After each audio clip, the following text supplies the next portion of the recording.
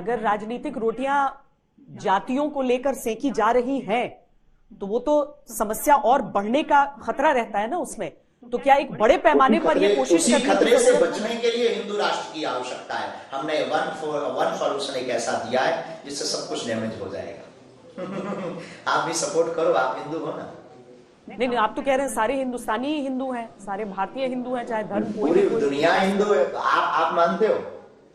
नहीं तो देखिए शास्त्री जी, एक तो होता है कि आप जन्म से होते हैं, आप तो कह रहे हैं कि जो जन्म से नहीं भी है वो भी है, वो भी हिंदू है, तो आप हो। मैं तो हिंदू हूं ही, मैं तो जन्म से हिंदू हूं, मैं हिंदुस्तान में रहती हूँ, माय डियर सिस्टर, मेरा पहला धर्म भारतीय आप हमारा सपोर्ट करो।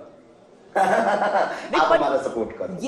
ये जो सपोर्ट होगा वो कैसा सपोर्ट होगा शास्त्री जी? लोग वही सोचते हैं ना कि अगर एक संत अपने प्रवचन में बैठकर इस तरह की बातें अगर करता है तो सबसे पहला ख्याल जो अलग समुदायों में आ सकता है, जो स्वयं को हिंदू नहीं मानते हैं और जन्म से नहीं है, वो सोचते हैं कि ये जबरन मेरे साथ कोई जबरदस्ती ना करे, मेरे साथ कुछ गलत ना हो, कोई किसी को भड़का ना दे। हमने धमकी दी? हमने किसी को धमकी नहीं दी, हमने किसी को जबरन नहीं किया। हमने सिर्फ ये कहा कि हम सब हिंदू हैं। अब जिनको मानना है वो बागेश्वर बालाजी और सब संतों के सपोर्ट में है, जिनको नहीं मानना है वो विरोध में है। जो विरोध में है उनको हमें समझाना भी नहीं है, धमकी भी नहीं देना है। हम लोग हिंसात्मक हैं, हमें कोई राजनीति नहीं करनी है, हमें कोई नेता बनना है। हम अपनी बात रखने के लिए भारत के संविधान के अनुसार प्रत्येक व्यक्ति को मौलिक अधिकार है। हम अपनी बात रख रहे हैं और हिंदू एक हो रहे हैं। जिन्हें सत्य सुनने का, स्वीकार करने का साहस है वो सपोर्ट कर रहे हैं और वो करके मानेंगे। जिन्हें नहीं है उन्हें डर है और वो डर उनका बरकरार रहना भी चाहिए। अगर ये डर आपको है तो आपको भी बरकरार रहना चाहिए। ये बात अच्छी है। अगर आप सबको एक साथ एकजुट और सबकी बेहतरी के लिए जो बात कही जाए वो बेहतर है। जातिवाद नहीं होना चाहिए भारत में, ये भी बहुत बड़ी चीज है और ये संदेश हर व्यक्ति तक जाना चाहिए। आपके तो कोई ब्राह्मण ये संदेश दे, आप देखो, अगर जातिवाद की बात कोई करे तो ये भी बता देना हम शुक्ल वंशीय गर्भगोत्रीय ब्राह्मण हैं, लेकिन हम हिंदू हैं।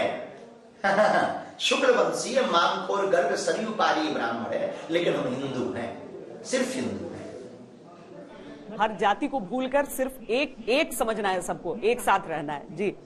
पर हमने इसी भूल को बाहर करने के उपाय सोचो। बहुत बड़ी संख्या में आपकी फॉलोइंग हो गई है। अब जो आजकल सोशल मीडिया पे कहते हैं ना कि वायरल और ट्रेंडिंग, वो हो गए हैं पंडित धीरेन्द्र शास्त्री। आपकी बात आंधी के हम ज्यादा टिकते नहीं है। अगर सही होगी, बात में दम होगा तो टिकेगी, अगर फर्जीवाड़ा होगा तो आंधी के हम ज्यादा टिकते नहीं है। इस भारत में कितने लोग सोशल मीडिया पर वायरल नहीं हुए और उनका आता पता नहीं। हम इस पे बहुत ज्यादा भरोसा नहीं करते। लेकिन आपको लेकर एक बात की बहुत चर्चा बाद में हुई थी।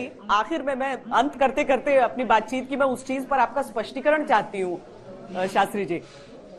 आपके विवाह को लेकर बड़ी चर्चा हो गई थी सोशल मीडिया पर। जी बहन जी, जी बहन। कोई नहीं, आप भी आना बहन जी। ये पुरानी चर्चा है शादी की, चलती रहती है, होनी भी चाहिए। चर्चा तो कुछ ना कुछ चलना चाहिए। तो भारत में जब चाय पर चर्चा हो सकती है तो हमारी शादी की चर्चा क्यों?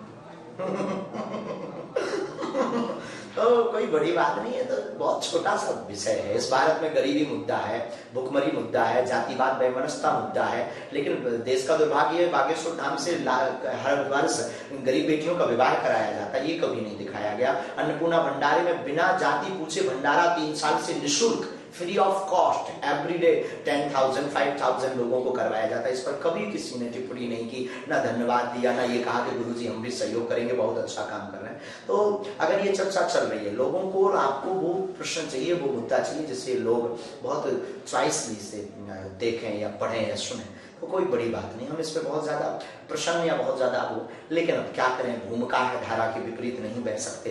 तो बिल्कुल मुद्दा है, बहुत जल्दी शादी होगी, अच्छे खानदान में होगी, भगवान जाने अब लुगाई कैसी होगी।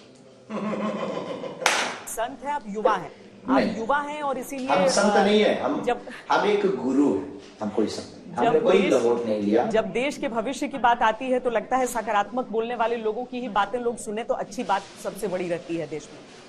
बागेश्वर धाम की आपने बात की और वाकई वहां पर भूखों को खाना खिलाना हो, चाहे फिर वो जो गरीब लाचार हैं उनके उपचार की बात हो, या फिर आप जो विवाह की बात करा रहे हैं गरीबों की, ये सारी चीजें ये कामकाज बागेश्वर धाम का रहा है।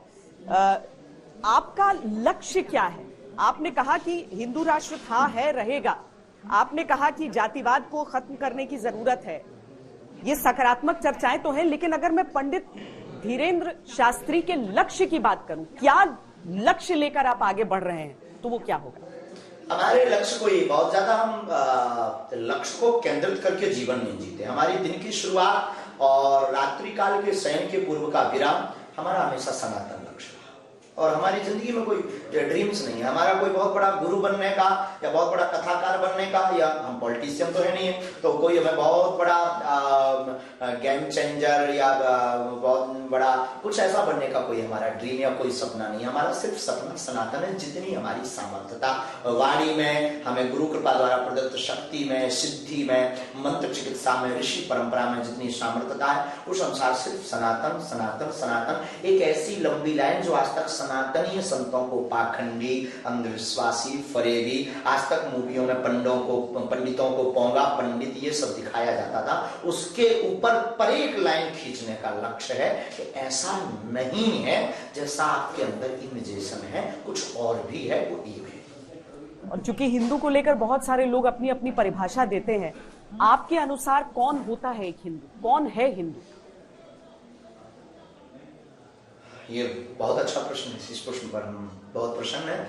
और हमारी परिभाषा में जो सामाजिक समरसता और भगवान राम राज्य की परिकल्पना रखता हो, जीता हो, वो हिंदू हमारी निजी परिभाषा। और जो हिंदू है वो सनातनी है, या इसमें फर्क है? पर्यायवाची, पर्यायवाची, एक दूसरे के पूरक।